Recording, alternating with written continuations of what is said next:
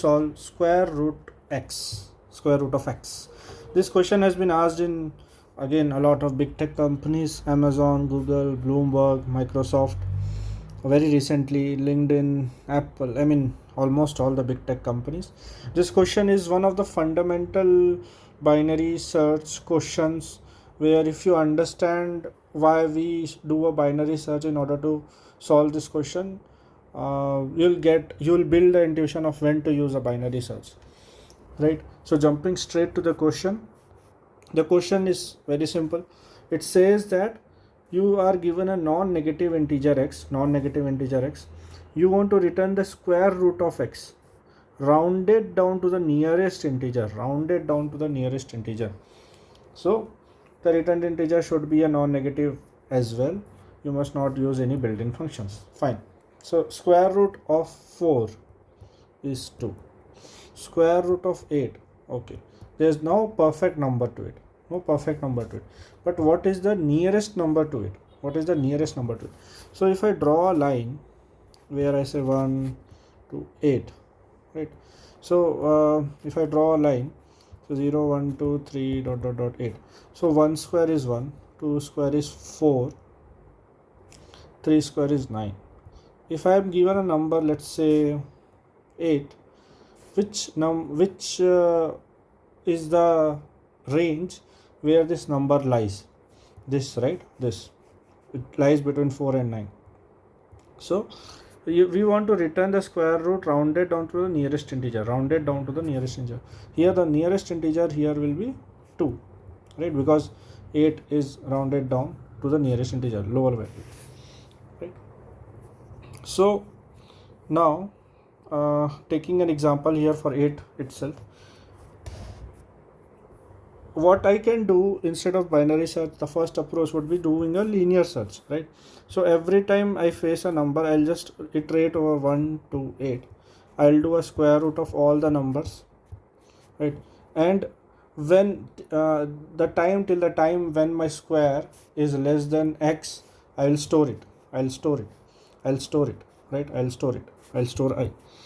And the time when it becomes more, anyway, I'll not process it, and then I will return my I, right? So it would be the nearest rounded down integer, right? And this would result in O of n, right? So the operation here would be first get the square of so I'll loop around 1 to x, then I'll find square each of I, right? 1 square. Now if my square root is less than x, I'll just store I, and then I'll return I, right? This will be the solution for it. But let's like I said, it would be a linear time, right? So what can I do here? In my previous video, I have shared you guys, if there is a monotonic behavior in the answer space, we can use square root. How do you identify a monotonic behavior in the answer space? You see that for a range, few value are true and few value are false. It's not like true false, right? It's not random, it's monotonic. When the sum of the answer space lies as true and all other lies as false, right? Uniform basically, right?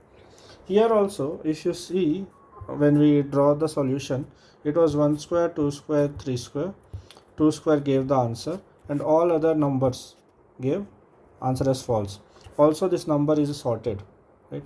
These two are clear hints that we want to use binary search. Okay, so how binary search will work? Again, we will loop until left is less than equal to right. We will put left, right, and then we will find the middle. We'll do the square root of middle. We'll check it with the given x. If the square root is greater, that means we have to check the left side, the smaller side, right? If it is more, then we have to check the right side. Till the time we do this check, right, a point will come where our left will move ahead of right, and Then since we want to find a solution where it rounded down to the nearest integer, we will observe that the right is becoming on the left side, so we will return right. Okay, so doing a dry run of this example, very simple. So my left would be 1 here, my right would be 8, and then I have middle 0. I'll do a square root of this number. A square root of 4 is 16. 16 is obviously greater than my x, 8. Then I have to check the left side. I have to check the smaller side. Now it will be 1, 3 and 2. 4 is less than 8. This is a valid number. Now we'll move till this part. We'll check this part. So this part, it says invalid, right? 9 is equal. Now we want to move left side. We move to the left side, but my condition breaks. So this would be the last thing, right? So the condition breaks. I reach to 2, right? The middle one becomes 2. I check and then I return the right side, right? So when do I want to return right? For any maximum valid value, if it is asking maximum valid value, we want to return right. If there is a minimum valid value, we want to return left. This is one of the tips that is going to be useful. Now I'll show you the solution to this question. Okay, so before that, I just want to explain this tip a little more. So basically what we are trying to find, when I say 1 square is less than x being 8, is this a valid answer? Yes. When I say 2 square is less than x, is it a valid answer? Yes. Which one is greater? 2 is greater, right? So this is the maximum valid value. Between 1 and 2, 2 is the maximum, and we are returning the right side, right? The right side. So that's why it comes up. Okay, just to clarify that. Okay, going back to the solution again. So if you see here, we start from 2 to half of the right, because you'll notice that the square root will always be within the half range.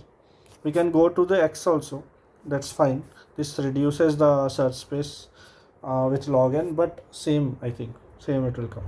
So now left less than right, we find the middle pivot, we check the square root. If the square root is greater, we check the left side. If square root is lesser, we check the right side. Otherwise, if it is equal, we directly return the pivot. If it is not, then we return the right, because then we will find the maximum valid value, which is for the above example, x equal to 8 was 2.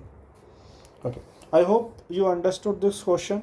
This question is very important if you want to understand how to observe the monotonic behavior, because let's say that we know that already for a sorted space we can think of using a binary search, but if the answer also looks like a true false in a monotonic way, right? If the answer space also looks like this, please think of using a binary search.